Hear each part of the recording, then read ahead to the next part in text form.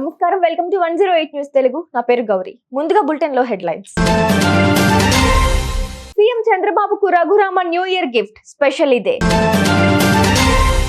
మాది భయపడే రక్తం కాదు, భయపెట్టే రక్తం, దేనికి భయపడను ఎమ్మెల్సీ కవిత. ప్రధాని మోదీ నోట అక్కినేని మాట, తెలుగు సినిమాను మరో స్థాయికి తీసుకెళ్లారని ప్రశంసలు. సంక్రాంతికి రైతుల అకౌంట్లలో డబ్బులు, రైతు భరోసాపై కీలక కసరత్తు. ఆంధ్రప్రదేశ్ ముఖ్యమంత్రి నారా చంద్రబాబు నాయుడుకు AP assembly deputy speaker Raghuramakrishnaraju నూతన సంవత్సరం సందర్భంగా బహుమతి అందజేశారు. శనివారం సీఎం చంద్రబాబు నాయుడును కలిసిన రఘురామకృష్ణరాజు న్యూ ఇయర్ గిఫ్ట్ ఇచ్చారు.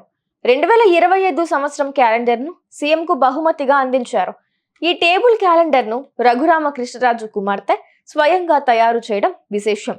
ఈ విషయాన్ని రఘురామకృష్ణరాజు ఎక్స్ వేదికగా వెల్లడించారు. ఒక్కో పేజీలో ఒక్కో అంశం గురించి డ్రాయింగ్ గీసి మొత్తం 12 పేజీల ఈ క్యాలెండర్ తయారు చేసినట్లు రఘురామ పేర్కొన్నారు.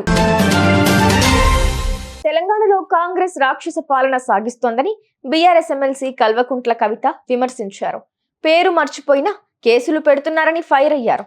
నిజామాబాద్లో పర్యటించిన ఆమె పేరు మర్చిపోయినా, రైతులు భూములు ఇవ్వకపోయినా సీఎం రేవంత్ రెడ్డి కేసులు పెడుతున్నారన్నారు.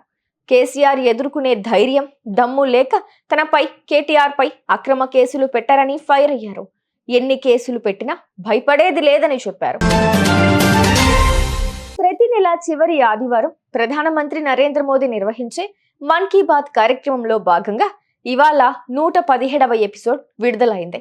అయితే ఈ మన్ కీ బాత్ కార్యక్రమంలో భాగంగా తన మనసులో ఉన్న విషయాలను దేశ ప్రజలతో ప్రధాని మోదీ పంచుకున్నారు.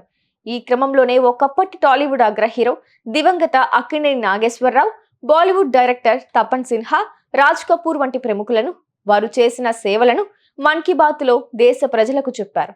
అదే సమయంలో ఈ సందర్భంగా రాజ్యాంగం గురించి ప్రస్తావించారు. ఇక వచ్చే నెలలో జరగనున్న మహా కుంభమేళా గురించిన విషయాలను ప్రధాని మోదీ పంచుకున్నారు.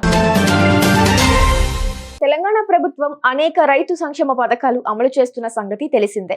ఇప్పటికే 2 లక్షల రూపాయల రైతు రుణమాఫీ చేశారు.